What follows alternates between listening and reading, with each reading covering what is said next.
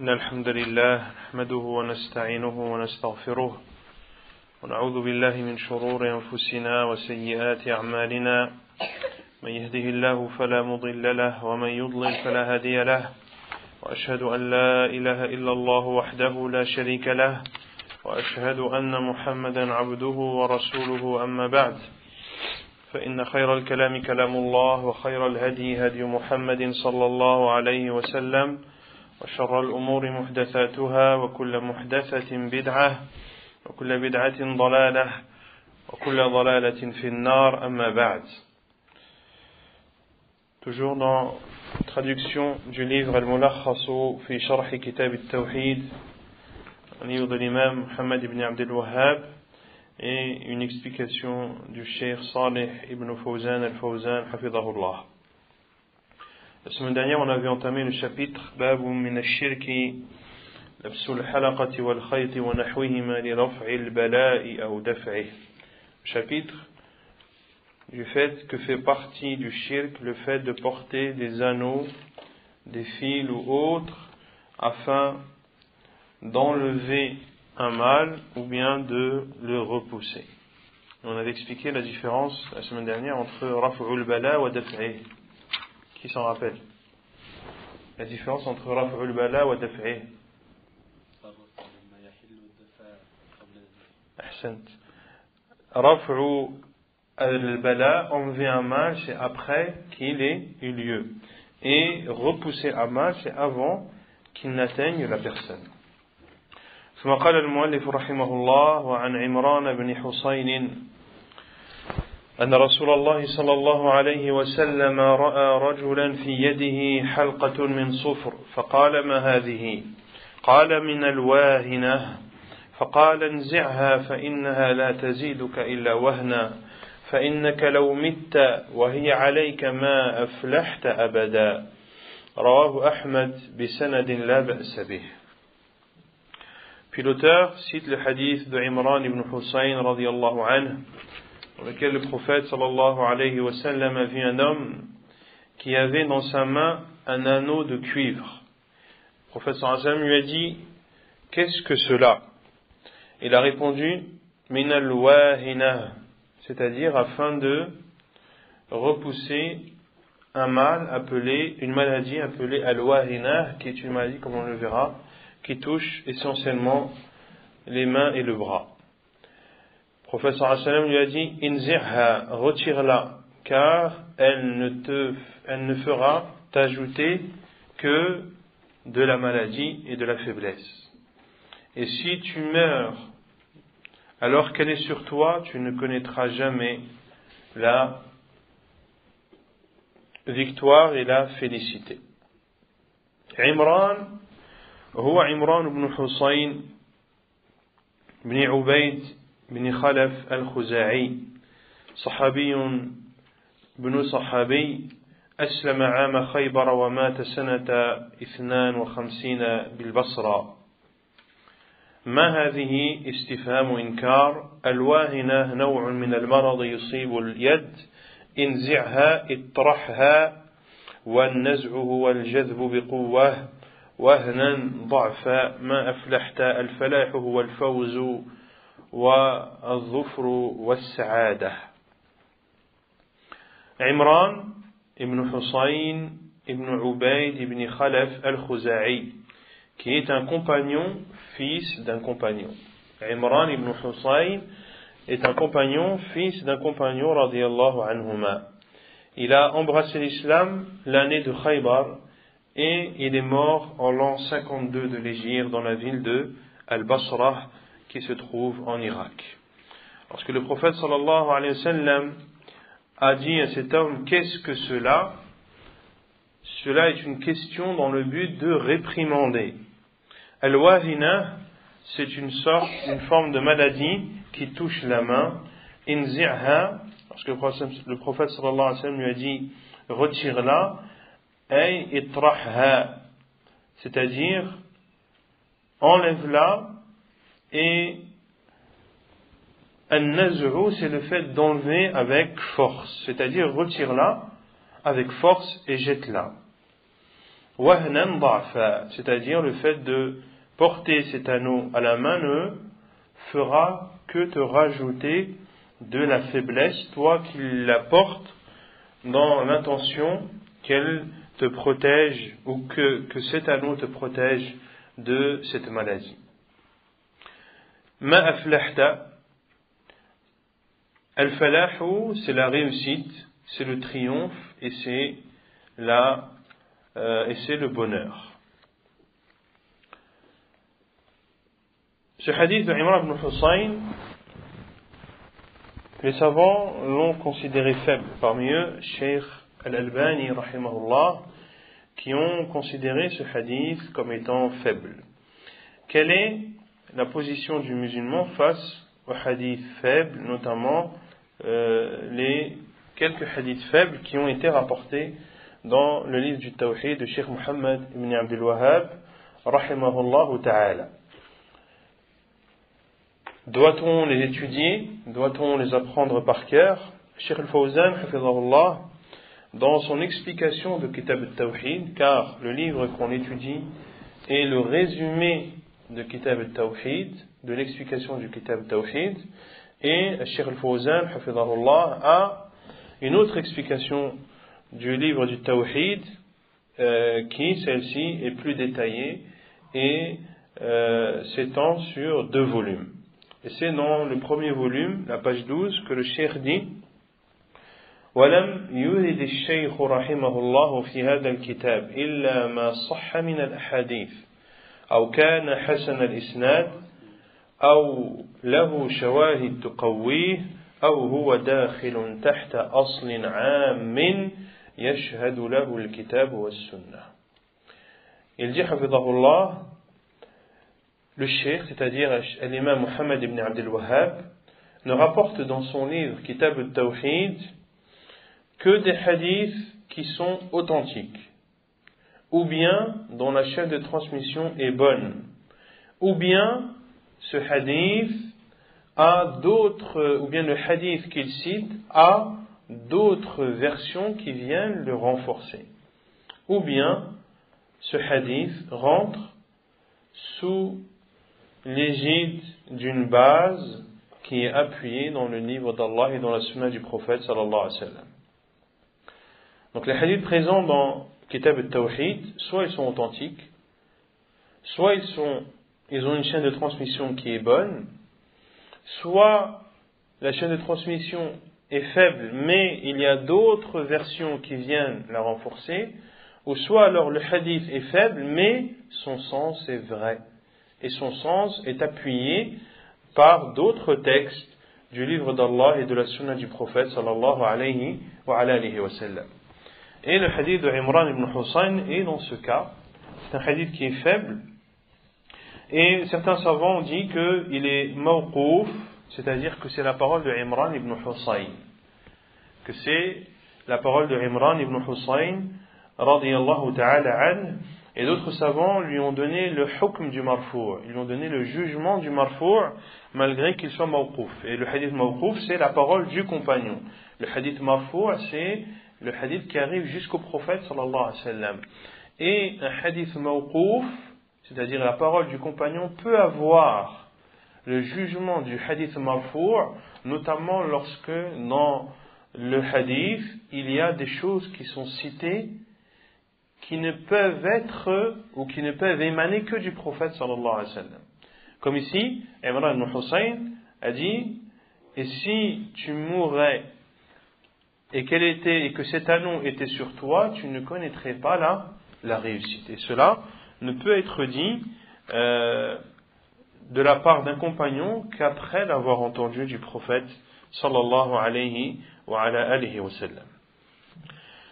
المعنى الإجمالي للحديث يذكر لنا عمران بن حسين رضي الله عنهما موقفا من مواقف رسول الله صلى الله عليه وسلم في محاربة الشرك وتخليص الناس منه. ذلك الموقف أنه أبصر رجلا لابسا حلقة مصنوعة من الصفر فسأله عن الحامل له على لبسها فأجاب الرجل أنه لبسها لتعصمه من الألم فأمره بالمبادرة بطرحها وأخبره أنها لا تنفعه بل تضره وأنها تريد الداء وأنها تزيد الداء الذي لبست من أجله وأعظم من ذلك لو استمرت عليه إلى الوفاة حرم الفلاح في الآخرة أيضا. Le sens général de ce hadith.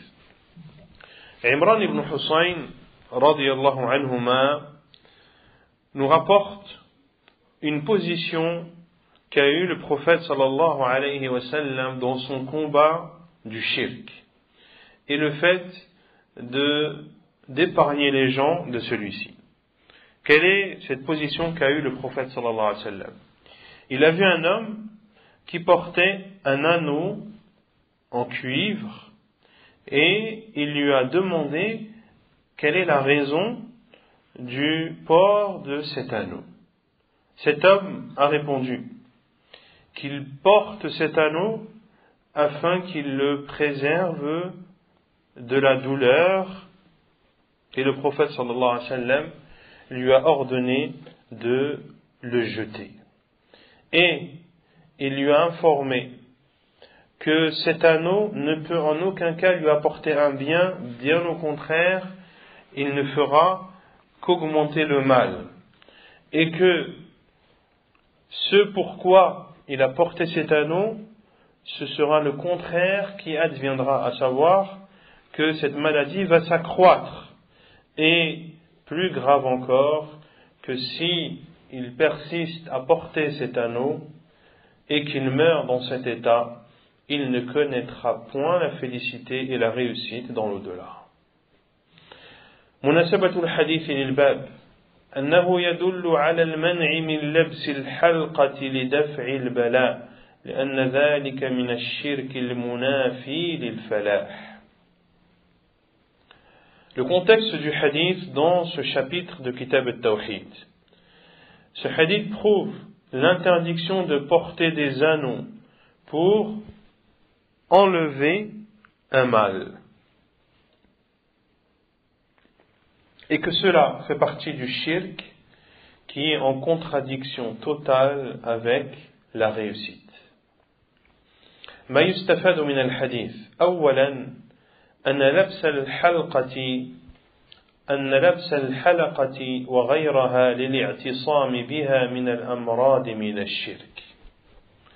Ce qu'on nous retient premièrement, que le fait de porter des anneaux ou autres afin de se protéger de la maladie ou des maladies fait partie du shirk. ثانيا النهي عن التداوي بالحرام.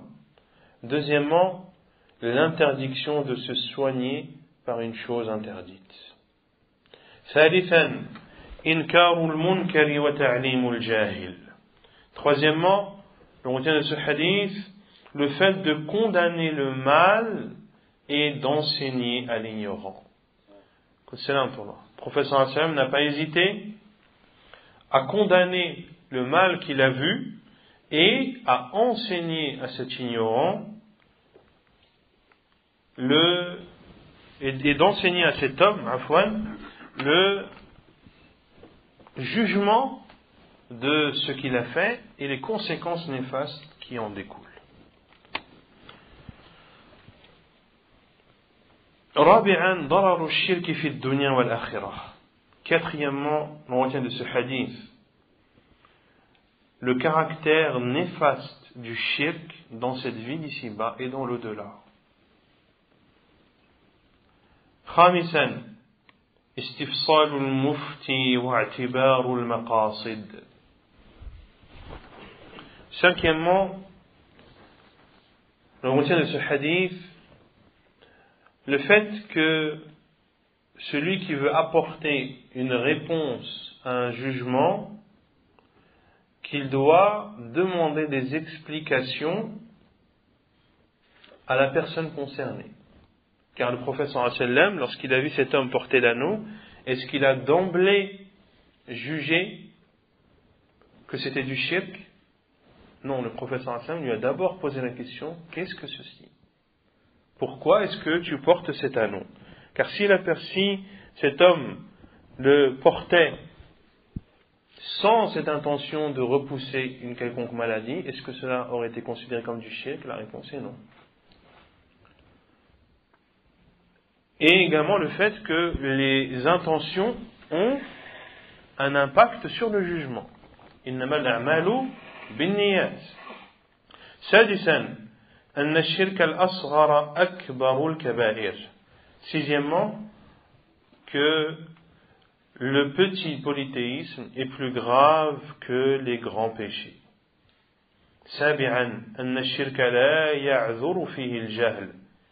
لا يعذر فيه الجهل. Septièmement, que le polythéisme, le shirk, la personne n'est pas excusée de son ignorance. En matière de shirk, la personne n'est pas excusée de son ignorance. ثامنا التغليظ في الإنكار على من فعل شيئا من الشرك لأجل التنفير منه. Huitièmement, la dureté dans la condamnation vis-à-vis de celui qui commet un acte de polythéisme, afin de l'en éloigner. Car plus ta condamnation est ferme, plus la personne se rendra compte de la gravité de son acte. ثم قال المؤلف رحمه الله وله عن عقبة بن عامر مرفوعا من تعلق تميمة فلا أتم الله له ومن تعلق ودعة فلا ودع الله له وفي رواية من تعلق تميمة فقد أشرك.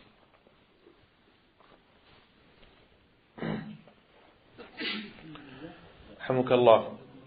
Et selon lui, c'est-à-dire selon l'imam Ahmad rahimahullah, selon Uqba ibn Amir marfou'an, c'est-à-dire selon Uqba ibn Amir qu'il rapporte du prophète sallallahu alayhi wa sallam, man ta'allaqa tamimatan, celui qui accroche une amulette qu'Allah ne lui accorde pas ce pourquoi il l'a portée, et celui qui porte al-wada'a, qui est, comme on le verra, un coquillage, qu'Allah ne lui accorde pas ce qu'il recherchait. Et dans une autre version, celui qui porte une amulette a commis du polythéisme. Quant au premier hadith, le Cheikh Al-Albani rahimahullah l'a considéré faible, mais son sens est vrai car il est appuyé par la seconde version rapportée par l'imam Ahmad également, qui elle est authentique, à savoir celui qui accroche une amulette a commis du polythéisme. عقبة بن عامر هو عقبة بن عامر الجهني صحابي مشهور. Non, mais j'ai oublié de dire tout à l'heure quel est le jugement d'apprendre les hadiths faibles qui sont dans le livre du Tawhid. La réponse est qu'il est autorisé de les apprendre, comme on l'a dit, car dans le pire des cas, ce sont des hadiths qui sont faibles, mais dont le sens est authentique, mais la personne doit citer l'authenticité, ou plutôt la faiblesse de ce hadith. Donc de l'apprendre en apprenant également que c'est un hadith qui est faible en termes de chaîne de transmission, mais qui est vrai en termes de sens. عقبة بن عامر هو عقبة بن عامر الجهني صحابي مشهور وكان فقيها فاضلا ولي إمارة مصر لمعاوية 3 سنين ومات قريبا من 60 وله أي وروى الإمام أحمد تعلق تميمة أي علق عليه أو على غيره معتقدا بها والتميمة خرزات كانت العرب تعلقها على أولادهم يتقون بها العين فلا أتم الله له دعاء عليه بأن لا يتم الله أموره الودعة شيء يخرج من البحر يشبه الصدف يتقون به العين فلا ودع الله له أي لا جعله في ودعة وسكون أو لا خفف الله عنه ما يخافه. وفي رواية أي روى الإمام أحمد من حديث آخر. Uqba ibn Amir, qui est Uqba ibn Amir al-Juhani, un compagnon réputé du prophète sallallahu alayhi wa sallam. Il était faqih, il avait une compréhension de la religion. C'était un grand juriste. Et à l'époque de la gouvernance de Muawiyah, il a été, c'est-à-dire Uqba ibn Amir, le gouverneur de l'Égypte pendant 3 années. Et il est mort, radiyallahu anhu, approximativement à l'âge de 60 ans. Celui qui accroche ta'allaqa tamimatan, celui qui accroche une amulette, c'est-à-dire qu'il l'accroche sur soi ou sur autre que lui, en ayant une croyance vis-à-vis de celle-ci.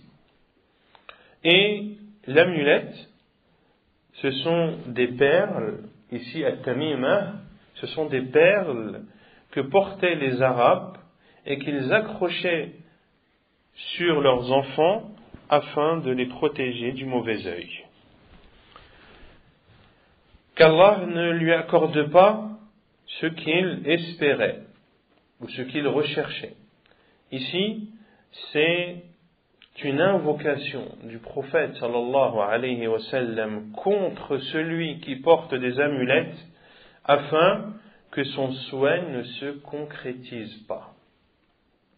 Donc ceux qui portent des amulettes, qu'ils sachent que le prophète sallallahu alayhi wa sallam a invoqué en leur faveur ou contre eux.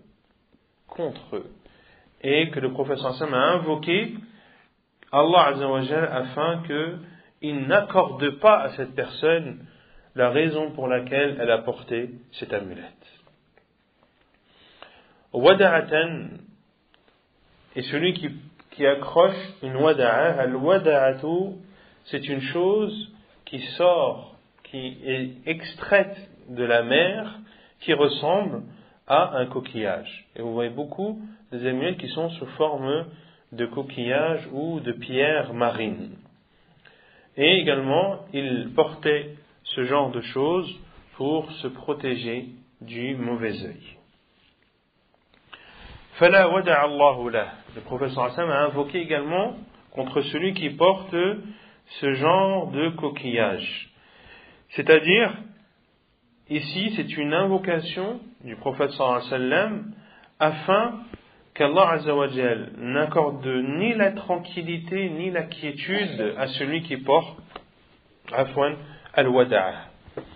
Ou, on peut comprendre également la wada'a Allahu lah, c'est-à-dire qu'Allah ne l'allège pas de ce qu'il redoutait. Qu'Allah ne l'allège pas de ce qu'il redoutait en portant cette forme d'amulette. المعنى الإجمالي للحديثين أن النبي صلى الله عليه وسلم يدعو على من استعمل التمائم يعتقد فيها دفع الضرر بأن يعكس الله قصده ولا يتم له أموره كما أنه صلى الله عليه وسلم يدعو على من استعمل الودع لنفس القصد السابق أن لا يتركه الله في راحة واطمئنان بل يحرك عليه كل مؤذٍ وهذا الدعاء يقصد منه التحذير من الفعل كما أنه يخبر صلى الله عليه وسلم في الحديث الثاني أن هذا العمل شرك. Le sens général de ces deux hadiths. Le prophète sallallahu alayhi wa sallam a invoqué contre ceux qui utilisent des amulettes en pensant qu'elles peuvent repousser un mal. Le prophète sallallahu alayhi wa sallam a invoqué contre ces personnes afin qu'Allah fasse que ce soit le contraire de ce qu'ils redoutaient ou de ce qu'ils espéraient qui arrive, et qu'Allah ne leur accorde pas ou ne fasse pas que ce qu'ils espéraient se concrétise. Comme il a invoqué sallallahu alayhi wa sallam contre celui qui porte al-wada'a, forme de coquillage, dans le même but. Le prophète sallallahu alayhi wa sallam a invoqué afin qu'Allah azza wa jal ne laisse pas cette personne dans la tranquillité et l'apaisement, mais au contraire que revienne sur lui toute chose nuisante à la fois. Et cette invocation du prophète sallallahu alayhi wa sallam, son but est de mettre en garde contre ces actes. Et dans le second hadith, le prophète sallallahu alayhi wa sallam informe que ce genre d'acte, à savoir de porter des amulettes ou autres, est considéré comme du polythéisme. مناسبة الحديثين للباب أن فيهما دلالة على تحريم تعليق التمائم والودع واعتباره شركا لما يقوم بقلب المعلق لها من الاعتماد على غير الله. Le contexte de ces deux hadiths dans ce chapitre du livre de Kitab al-Tawhid. Il y a dans ces deux hadiths une preuve de l'interdiction de porter des amulettes ou des coquillages et le fait de considérer cela comme du polythéisme. Pourquoi ? Car celui qui porte ce genre de choses, son cœur s'attache à autre qu'Allah. Son cœur est attaché à autre qu'Allah. ما يستفاد من الحديثين أولا أن تعليق التمائم والودع من الشرك. Ce que l'on retient de ces deux hadiths, premièrement, que le fait de porter des amulettes ou des coquillages fait partie du polythéisme. ثانيا أن من اعتمد على غير الله عامله الله بنقيض قصده. Deuxièmement, que celui qui s'attache à autre qu'Allah, Allah lui affligera le contraire de ce qu'il souhaitait. Allah lui affligera le contraire de ce qu'il souhaitait. ثالثا الدعاء على من علق التمائم والودع بما يفوت عليه مقصوده ويعكس عليه مراده. Troisièmement, le retient de ces deux hadiths, l'invocation, salam Allah, contre celui qui porte des amulettes ou des coquillages afin qu'il n'atteigne pas son but et qu'advienne le contraire de ce qu'il désirait. ثم قال المؤلف رحمه الله ولابن أبي حاتم عن حذيفة أنه رأى رجلا في يده خيط من الحمى فقطعه وتلا قوله وما يؤمن أكثرهم بالله إلا وهم مشركون. Et selon Abi Hatim, selon Hudhayfa, qu'il a vu un homme dans sa main un fil qu'il portait pour repousser la fièvre. Il l'a alors arraché et a lu la parole d'Allah Azza wa Jal, et la plupart d'entre eux ne croient en Allah qu'en lui donnant des associés. Et la plupart d'entre eux ne croient en Allah qu'en lui donnant des associés. Le verset 106 de sourate Yusuf. وَلِبْنِ أَبِي حَاتِمٍ أي وروى ابن أبي حاتم صاحب كتاب الجرح والتعديل عن حذيفة وهو ابن اليمان العبسي حليف الأنصار صحابي جليل من السابقين الأولين مات سنة 36 رضي الله تعالى عنه من الحمى أي للوقاية من الحمى فلا تصيبه بزعمه وتلا أي قرأ الآية مستدلا بها على إنكار ما رأى. Et selon Ibn Abi Hatim, c'est-à-dire que l'imam Ibn Abi Hatim, qui est l'auteur du livre Al-Jarh wa Ta'dil, rapporte de Hudayfa, qui est Hudayfa ibn al-Yaman al-Abasi, l'allié des Ansar, l'illustre compagnon du prophète sallallahu alayhi wa sallam, de ceux qui se sont convertis les premiers à l'islam, et il est mort radiyallahu anhu en l'an 36 de l'Hégire. Cet homme, Hudayfa radiyallahu anhu, a vu un homme qui portait une ficelle dans sa main pour repousser la fièvre, c'est-à-dire min al-humma, afin de se protéger de la fièvre qui ne saurait le toucher selon ce qu'il prétend. Donc cet homme portait cette ficelle et considérait que, en portant cette ficelle, eh bien, il ne serait pas atteint de fièvre. Watala, et Hudayfa radiyallahu anhu a lu sur lui ce verset pour appuyer sa condamnation de ce qu'il a vu. معنى الأثر إجمالا أن حذيفة بن اليمان رضي الله عنه أبصر رجلا قد ربط في عضده خيطا يتقي به مرض الحمى فأزاله عنه منكرا فعله هذا واستدل بالآية التي أخبر الله فيها أن المشركين يجمعون بين الإقرار بتوحيد الربوبية والشرك في العبادة. Le sens général du hadith, du sens général du athar afwan. Hudayfa ibn al-Yaman radiyallahu anhu a vu un homme qui avait attaché sur son adud. Quel est le adud?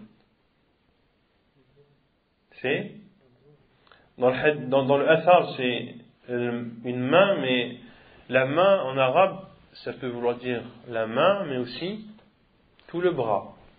Et ici, Cheikh Al-Fawzan, lorsqu'il explique le sens général du hadith, dit que cet homme avait attaché une ficelle au niveau du haut de son bras. Al-adud, c'est le haut du bras. Et on voit des fois des gens qui accrochent des ficelles au niveau de leur biceps.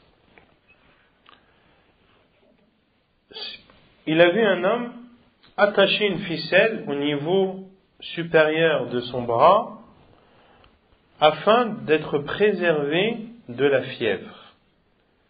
Et Hudayfa radiyallahu anhu a retiré cette ficelle en condamnant cet acte. Et il a pris pour preuve ce verset dans lequel Allah subhanahu wa ta'ala informe que les polythéistes rassemblent entre l'attestation qu'Allah Azza wa Jal est le seul pourvoyeur, le seul qui détient, où ils acceptent et reconnaissent l'unicité de la seigneurie, tout en sombrant dans l'associanisme, dans l'adoration. وَمَا يُؤْمِنُ أَكْثَرُهُمْ بِاللَّهِ إِلَّا وَهُمْ مُشْرِكُونَ. Et la plupart d'entre eux ne croient en Allah. C'est-à-dire, ils croient en la seigneurie d'Allah, mais qu'en lui donnant des associés. Ils prennent des associés en dehors d'Allah dans l'adoration. C'est humma.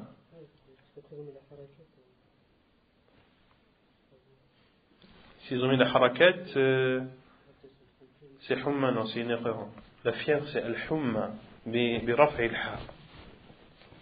مناسبة الأثر للباب أن فيه اعتبار لبس الخيط لدفع المرض شركا يجب إنكاره. Le contexte de ce athar dans ce chapitre de Kitab al-Tawhid, il y a dans ce athar la preuve que de porter des ficelles afin de repousser une maladie fait partie du polythéisme qu'il faut condamner. ما يستفاد من الأثر أولا إنكار لبس الخيط لرفع البلاء أو دفعه وأنه شرك. Premièrement, on retient de ce athar que l'on doit condamner le fait de porter des ficelles afin de d'enlever un mal ou de repousser celui-ci et que cela fait partie du shirk. ثانيا وجوب إزالة المنكر لمن يقدر على إزالته. Deuxièmement, l'obligation d'éradiquer un mal pour celui qui a la possibilité de l'éradiquer. Et vous connaissez tous le hadith du prophète sallallahu alayhi wa sallam, من رأى منكم منكرا فليغيره بيده. Celui qui voit un mal, qu'il le corrige par sa main. فإن لم يستطع فبلسانه, par sa langue, s'il ne peut pas, par son cœur. وذلك أضعف الإيمان. Et ceci est le degré le plus bas de la foi. ثالثا صحة الاستدلال بما نزل في الشرك الأكبر على الشرك الأصغر لشموله له. Troisièmement, le bien fondé d'utiliser pour preuve des textes qui condamnent le grand polythéisme pour condamner le petit polythéisme, car celui-ci est inclus dans l'autre. Ici, Hudayfa ibn al-Yaman, radiyallahu anhu, a pris pour preuve le verset de Surat Yusuf. Et la plupart d'entre eux ne croient en Allah qu'en lui donnant des associés. Illa wa hum mushrikun. Ici, le polythéisme qui est voulu dans ce verset, c'est lequel, le grand ou le petit? Le grand. Hudayfa ibn al-Yaman, radiyallahu anhu, a utilisé pour preuve ce hadith pour condamner le port d'amulettes ou autre, et en l'occurrence ici, c'est le port d'une ficelle. Et le port d'une ficelle, ou le port de tama'im, on avait dit qu'il y avait deux jugements. Soit c'est du grand polythéisme, lorsque la personne considère que ce qu'elle porte en soi la protège du mal et lui apporte du bien. Dans ce cas, c'est du grand polythéisme. Ou bien la personne sait que c'est Allah qui apporte le bien et qui repousse le mal, mais que cette amulette est une cause uniquement. Dans ce cas, c'est du shirk asghar. Et ici, Cheikh al-Fawzan dit qu'il est autorisé d'utiliser pour preuve des versets ou des textes qui parlent du grand polythéisme pour condamner une chose qui fait partie du petit polythéisme. Pourquoi? Car le grand polythéisme englobe aussi le petit. رابعا أن المشركين يقرون بتوحيد الربوبية ومع هذا هم مشركون لأنهم لم يخلصوا في العبادة. Quatrièmement, que les polythéistes reconnaissent l'unicité de la Seigneurie, mais malgré cela, ils sont considérés comme des polythéistes, car ils ne sont pas sincères dans leurs adorations et n'adorent pas Allah seul sans ne rien lui associer. ثم قال المؤلف رحمه الله باب ما جاء في الرقى والتمائم. في الصحيح عن أبي بشير الأنصاري رضي الله عنه أنه كان مع رسول الله صلى الله عليه وسلم في بعض أسفاره فأرسل رسولا ألا يبقين في رقبة بعير قلادة من وتر أو قلادة إلا قطعت. رواه البخاري ومسلم. L'imam Muhammad ibn Abd al-Wahhab rahimahullah ouvre un nouveau chapitre qui est ce qui est rapporté dans les incantations et les amulettes. Il est rapporté dans le Sahih selon Abu Bashir al-Ansari radiyallahu anhu qu'il était en compagnie du prophète sallallahu alayhi wa sallam dans l'un de ses voyages. Et il a envoyé un émissaire. Quel était le message que devait transmettre cet émissaire? De ne laisser autour du cou d'un chameau aucune corde,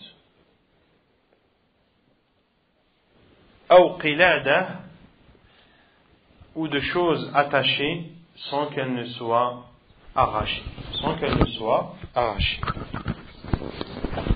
مناسبة الباب لكتاب التوحيد أنه استمرار في ذكر الأشياء التي تخل بعقيدة التوحيد من الرقى والتمائم الشركية. Le contexte de ce chapitre dans le livre du Tawhid. Ce chapitre est une continuation de ce qui a été cité comme chose qui porte atteinte à la croyance du Tawhid comme incantation et amulette qui comporte du shirk. ما جاء في الرقى والتمائم أي من النهي عما لا يجوز منها. L'imam Muhammad ibn Abdul Wahhab dit le chapitre de ce qui est rapporté dans les incantations et les amulettes, c'est-à-dire ce qui est rapporté comme interdiction concernant les choses interdites dans ces deux choses, à savoir les incantations et les amulettes. في الصحيح أي في الصحيحين عن أبي بشير هو صحابي شهد غزوة الخندق ومات بعد 60 قلادة ما يعلق في رقبة البعير وغيره وتر واحد أوتار القوس أو قلادة شك من الراوي هل القلادة مقيدة بكونها من وتر أو مطلقة من الوتر وغيره. Abu Bashir, qui est un compagnon du prophète sallallahu alayhi wa sallam, qui a participé à la bataille de l'Khandaq, des tranchées, et il est mort après l'âge de 60 ans radiyallahu anhu. Dans le hadith est cité le terme qilada, qui est ce qui est attaché autour du cou d'un chameau ou autre bête. Watarun, qui est le singulier de la corde de l'arc. Al-watar, c'est la corde de façon générale et la corde de l'arc de façon précise. Aw qiladatun. Le rapporteur, comme le dit Cheikh Al-Fawzan, a douté. Est-ce que Al-Qilada, ce qui est attaché autour du cou du chameau ou autre, celle qui est interdite, est-ce celle qui est constituée de cordes ou quelle que soit sa constitution? Pour cela qu'il a dit de ne laisser autour du cou d'un chameau aucune chose en corde ou chose attachée autour du cou. Autrement dit, le rapporteur a douté, est-ce que ce qui est interdit c'est uniquement d'attacher des choses qui sont sous forme de cordes ou qui sont composées de cordes ou quelle que soit leur composition. المعنى الإجمالي للحديث أن النبي صلى الله عليه وسلم بعث في بعض أسفاره من ينادي في الناس بإزالة القلائد التي في رقاب الإبل التي يراد بها دفع العين ودفع الآفات لأن ذلك من الشرك الذي تجب إزالته. Le sens général du hadith, le prophète sallallahu alayhi wa sallam a envoyé dans certains de ses voyages des appeleurs pour informer les gens d'enlever tout ce qui est attaché autour des cous des chameaux, des choses attachées dans lesquelles il est voulu le fait de repousser le mauvais œil ou toute chose néfaste, car ceci fait partie du shirk qu'il est obligatoire d'éradiquer. مناسبة الحديث للباب من حيث إنه يدل على أن تقليد الإبل ونحوها الأوتار وما في معناها لدفع الآفات حرام وشرك لأنه من تعليق التمائم المحرمة. Le contexte de ce hadith dans ce chapitre.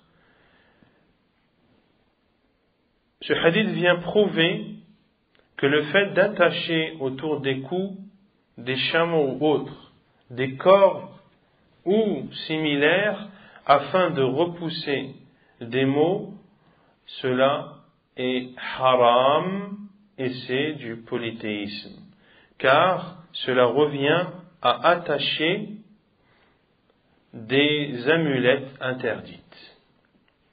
ما يستفاد من الحديث؟ أولا أن تعليق الأوتار لدفع الآفات في حكم التمائم في التحريم. Premièrement, que le fait d'accrocher des cordes afin de repousser un mal a le même jugement que le port des amulettes, à savoir l'interdiction. ثانيا إزالة المنكر. Deuxièmement, le retient de ce hadith, le fait d'éradiquer le condamnable, le mal. ثالثا تبليغ الناس ما يصون عقيدتهم. Troisièmement, le retient de ce hadith, le fait de faire parvenir aux gens ce qui protège leur croyance. De faire parvenir aux gens ce qui protège leur croyance, comme l'a fait le prophète sallallahu alayhi wa sallam en envoyant cet émissaire. وعن ابن مسعود رضي الله عنه قال سمعت رسول الله صلى الله عليه وسلم يقول إن الرقى والتمائم والتولة شرك رواه أحمد وأبو داود.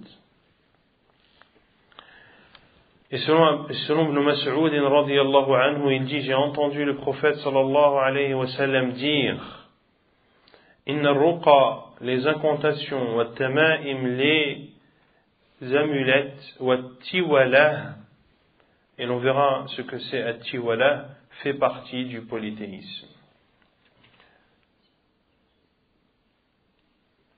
قال الشيخ الفوزان سيأتي شرح مفردات الحديث في كلام المصنف رحمه الله.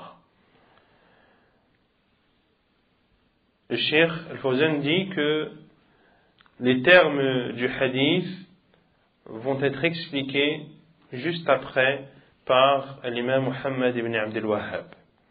المعنى الإجمالي للحديث أن الرسول صلى الله عليه وسلم يخبر أن استعمال هذه الأشياء لقصد دفع المضار وجلب المصالح من عند غير الله شرك بالله، لأنه لا يملك دفع الضر وجلب الخير إلا الله سبحانه، وهذا الخبر معناه النهي عن هذا الفعل. Le sens général du hadith, le prophète sallallahu alayhi wa sallam nous informe que le fait d'utiliser ces choses dans le but de repousser un mal ou d'apporter un bien en dehors d'Allah est du polythéisme, car ne détient et n'a le pouvoir de repousser un mal et d'apporter un bien qu'Allah seul. Et ce hadith du prophète sallallahu alayhi wa sallam, où le prophète sallallahu alayhi wa sallam a dit cette parole afin de mettre en garde et de montrer l'interdiction de cela. مناسبة الحديث للباب أن فيه بيان أن استعمال هذه الأشياء المذكورة شرك يخل بالتوحيد. Le contexte de ce hadith dans ce chapitre, il y a dans ce hadith l'explication que celui qui utilise ce genre de choses qui ont été citées fait partie du polythéisme qui porte atteinte au tawhid. ما يستفاد من الحديث أولا الحث على صيانة العقيدة عما يخل بها وإن كان يتعاطاه كثير من الناس. Premièrement, on retient de ce hadith l'encouragement à préserver sa croyance de tout ce qui pourrait l'égratigner ou lui porter atteinte, même si cela est pratiqué par un grand nombre de personnes. même si cela est pratiqué par un grand nombre de personnes. ثانيا تحريم استعمال هذه الأشياء المذكورة فيه. Deuxièmement, l'interdiction d'utiliser les choses qui ont été citées dans ce hadith. ثالثا أن هذه الثلاثة المذكورة شرك من غير استثناء. Troisièmement, que ces trois choses citées sont du polythéisme sans exception.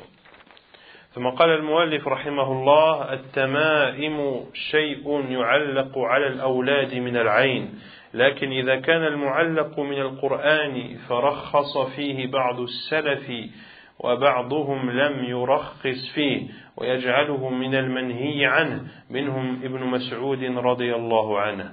والرقى هي التي تسمى العزائم، وخص منه الدليل ما خلا من الشرك، فقد رخص فيه رسول الله صلى الله عليه وسلم من العين والحمى. والتولة شيء يصنعونه يزعمون أنه يحبب المرأة إلى زوجها والرجل إلى امرأته. التمائم, donc ici l'imam Mohammed ibn Abdel Wahhab explique les trois termes cités dans le hadith précédent de Abdullah ibn Mas'ud radiyallahu anhu. At-tamaim, les amulettes, ce sont des choses qui sont accrochées sur les enfants pour les protéger du mauvais œil. Mais si ce qui est accroché est du Coran, alors certains salafs l'autorisent et d'autres ne l'autorisent pas. Parmi eux, Abdullah ibn Mas'ud radiyallahu anhu. Autrement dit, parmi ceux qui ne l'autorisent pas, Abdullah ibn Mas'ud qui est le rapporteur de ce hadith. Warruqa, les incantations, هي التي تسمى العزائم, qui est une lecture. وخص منه الدليل ما خلا من الشرك. Et ici le cheikh va expliquer, Inch'Allah, ce que signifie cette parole. Et le prophète sallallahu alayhi wa sallam a autorisé ces incantations pour repousser le mal, pour repousser le mauvais œil afwan et la fièvre. Wattiwala, c'est une chose qu'ils fabriquent et ils prétendent que cette chose fait aimer la femme à son mari et le mari et fait aimer yuhabbibu al-mar'ata ila zawjiha, fait aimer la femme par le mari et fait aimer le mari par la femme. يعلق, قال الشيخ الفوزان: يعلق على الأولاد. يعلق على الأولاد أي بأعناق الصبيان. من العين أي لدفع الإصابة بالعين. العزائم جمع عزيمة، قيل هي آيات من القرآن تقرأ على ذوي العاهات، أو تقرأ في ماء ويسقاه المريض، أو تكتب في صحن ونحوه وتحمل كتابة بماء ونحوه ويسقاه المريض. وخص منه أي خرج من عمومه الدليل، وهو قوله: لا رقية إلا من عين أو حمى، كما سبق في باب من حقق التوحيد.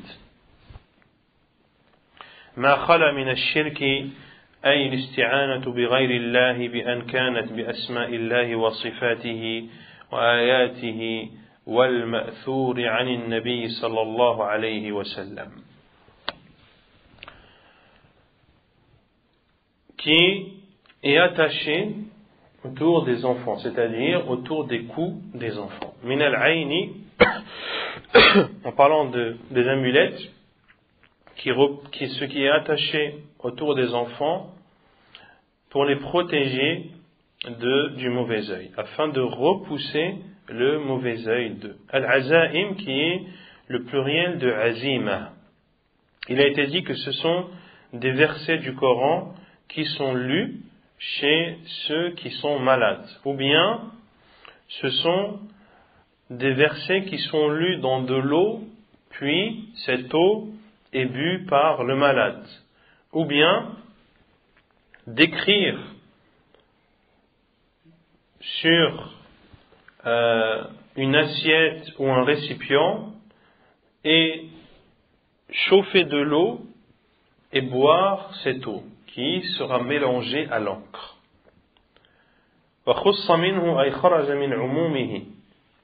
Et concernant ar-ruqa, sort de l'interdiction de ruqa en général, celle qui est faite pour repousser un mauvais œil ou une fièvre, comme cela a été cité dans le chapitre qu'on a étudié au préalable, notamment lorsque l'on a expliqué le hadith des 70 qui entreront au paradis sans châtiment ni jugement. Ma khala min ash-shirk, tant que cela ne contient pas du polythéisme, c'est-à-dire le fait de demander de l'aide à autre qu'Allah et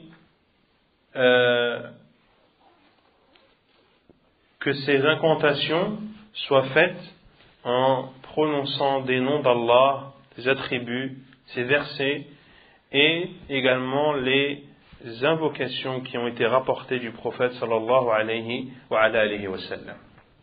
وحاصل ما ذكره المصنف رحمه الله في حكم هذه الأشياء المذكورة ما يلي. Et pour résumer ce que l'auteur rahimahullah a cité concernant le jugement de ces choses se résume comme suit. أولا أن الرقية تنقسم إلى قسمين، قسم مشروع وقسم ممنوع، فالمشروع ما خلا من الشرك والممنوع ما كان فيه شرك. Premièrement, que la ruqya, le fait de lire des incantations, est de deux sortes. Une première qui est interdite, une première qui est autorisée à fouin et une autre interdite. Quant à la manière légiférée, c'est celle qui ne contient pas du shirk. Quant à celle qui est interdite, c'est celle qui contient du shirk. Donc la ruqya, les incantations, elles sont autorisées lorsqu'elles ne contiennent pas du shirk. La ba'sa bir ruqa ma lam takun shirka, comme l'a dit le prophète sallallahu alayhi wa sallam. Point de mal concernant les incantations tant qu'elles ne contiennent pas du polythéisme. ثانيا, la deuxième chose qu'on retient de la parole de l'auteur rahimahullah, أن التمائم تنقسم إلى قسمين، قسم ممنوع بالإجماع وهو ما كان يشتمل على شرك، وقسم مختلف فيه وهو ما كان من القرآن قيل إنه جائز وقيل إنه ممنوع، والصحيح أنه ممنوع سدا للذريعة وصيانة للقرآن. Deuxièmement, on retient de la parole de l'auteur que les amulettes sont de deux sortes. Il y a la première sorte qui est interdite à l'unanimité des savants, qui sont les amulettes contenant du polythéisme. Et une autre partie qui est sujet de divergence chez les savants, à savoir les amulettes qui contiennent des versets du Coran. Il a été dit que cela est autorisé et d'autres ont dit que cela est interdit. Et le plus juste, comme le dit Cheikh Al-Fawzan, est que cela est autorisé et que cela est interdit afwan saddan lidh-dhari'ati, afin de fermer toutes les portes vers le mal et pour protéger le Coran. Et ici je vais vous citer la parole de Cheikh Al-Uthaymin rahimahullah dans l'explication de Kitab al-Tawhid afin de compléter ce deuxième point concernant les amulettes qui sont composées de versets du Coran. قال الشيخ ابن عثيمين رحمه الله في شرح كتاب التوحيد: ولهذا نقول الأقرب أن يقال إنه لا ينبغي أن تعلق الآيات للاستشفاء بها، لا سيما وأن هذا المعلق قد يفعل أشياء تنافي قدسية القرآن كالغيبة مثلا ودخول بيت الخلاء. وأيضا إذا علق وشعر أن به شفاء استغنى به عن القراءة المشروعة، فمثلا علق آية الكرسي على صدره وقال ما دام أن آية الكرسي على صدري قلت فلن أقرأها، فيستغني بغير المشروع عن المشروع. Il dit, rahimahullah, c'est pour cela que nous disons que ce qui est le plus proche est de dire qu'il n'appartient pas d'attacher des versets du Coran dans le but d'espérer une guérison. Surtout lorsque celui qui porte ces versets du Coran fait des choses qui viennent contredire le caractère sacré du Coran, comme de faire de la médisance ou de rentrer dans les toilettes. Et également, celui qui porte ces amulettes contenant des versets du Coran et ressent une amélioration de son état de santé, eh bien cela, il va se passer de lire le Coran, qui est légiféré. Là on parle du fait de porter des versets du Coran. Or ce qui est légiféré à l'unanimité des savants, lorsqu'on est malade et qu'on veut guérir, c'est de lire le Coran. Et une personne qui porte des amulettes contenant du Coran peut sentir une amélioration et du coup dire cela me suffit, je n'ai plus besoin de lire. Et le cheikh rahimahullah donne un exemple en disant, s'il accroche le verset du repose-pied, Ayatul Kursi, sur sa poitrine et dit, tant que ce verset du repose-pied Ayatul Kursi est accroché autour de mon cou, eh bien je n'ai plus besoin de le lire. Ainsi, il est préoccupé par une chose non légiférée vis-à-vis d'une chose qui est légiférée. Pour cela que beaucoup de savants considèrent que le fait de porter des amulettes est interdit dans les deux cas, que ces amulettes soient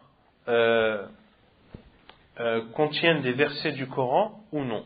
Bien sûr, s'ils contiennent du shirk, la gravité, comme on l'a dit, est attestée par l'unanimité des savants, et si c'est des versets du Coran, ou ça peut être, si c'est des versets du Coran, eh bien l'avis le plus fort, wallahu a'lam, c'est que cela est interdit afin de fermer la porte à tout mal, comme l'a dit Cheikh al-Fawzan, et afin de préserver le Coran. ثالثا التِّوَلَةُ. Et la troisième chose qu'on retient de la parole de l'auteur, rahimahullah, c'est que at-tiwala est interdit sans divergence entre les savants, car c'est une forme de sorcellerie.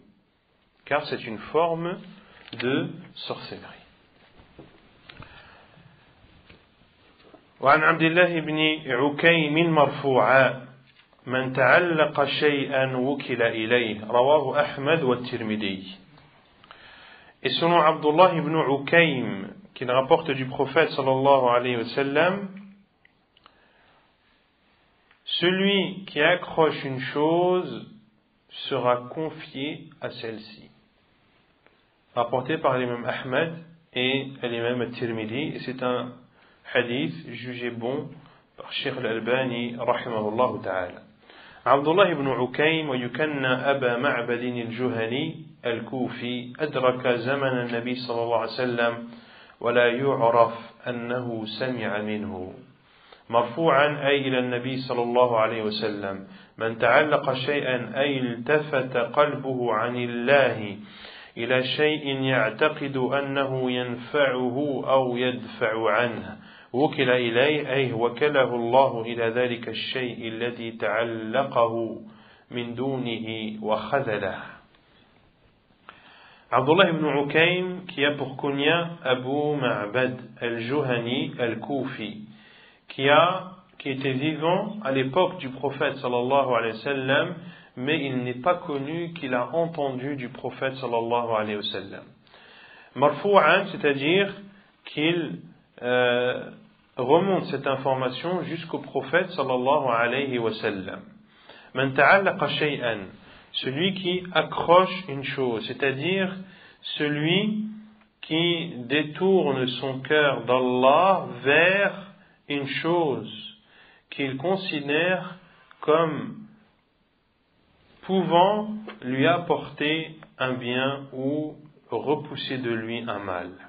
Wukila ilayh, il sera confié à cette chose, c'est-à-dire qu'Allah Azza wa Jal le confiera à cette chose auquel son cœur s'est attaché en dehors d'Allah, et cela sera une forme d'humiliation vis-à-vis de lui.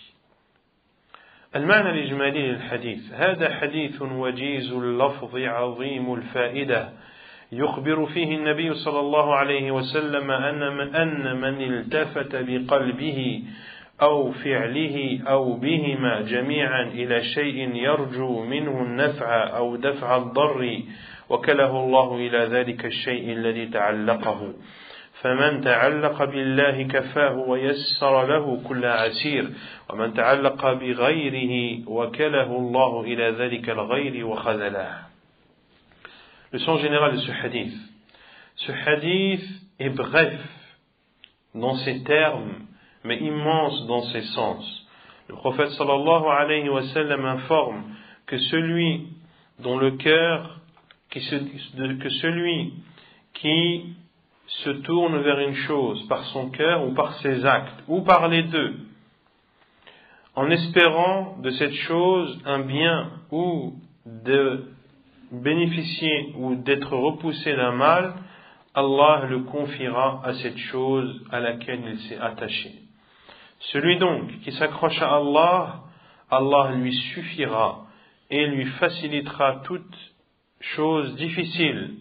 Quant à celui qui s'attache à autre qu'Allah, Allah le confiera à ce à quoi il s'est attaché et l'humiliera. مناسبة الحديث للباب أن فيه النهي والتحذير من التعلق على غير الله في جلب المنافع ودفع المضار. Le contexte de ce hadith, dans ce chapitre, il y a dans ce hadith l'interdiction et la mise en garde entre le fait de s'attacher à autre qu'Allah dans le fait de vouloir un bien ou d'être épargné d'un mal. ما يستفاد من الحديث أولا النهي عن التعلق بغير الله. Premièrement, l'interdiction de s'attacher à autre qu'Allah. ثانيا وجوب التعلق بالله في جميع الأمور. Deuxièmement, l'obligation de s'attacher à Allah dans l'ensemble des affaires. ثالثا بيان مضرة الشرك وسوء عاقبته. Troisièmement, il y a dans ce hadith l'explication du caractère néfaste du shirk et de ses mauvaises conséquences. رابعا أن الجزاء من جنس العمل. Quatrièmement, que la rétribution est proportionnelle à l'acte. La rétribution est proportionnelle à l'acte. Parce que cette personne s'est attachée à autre qu'Allah, eh bien Allah le confiera à cette chose à laquelle il s'est attaché. خامسا أن نتيجة العمل ترجع إلى العامل خيرا أو شرا. Cinquièmement, que la conséquence d'un acte, que cette conséquence soit bonne ou mauvaise, retombe dans tous les cas, ou revient dans tous les cas vers l'auteur de cet acte.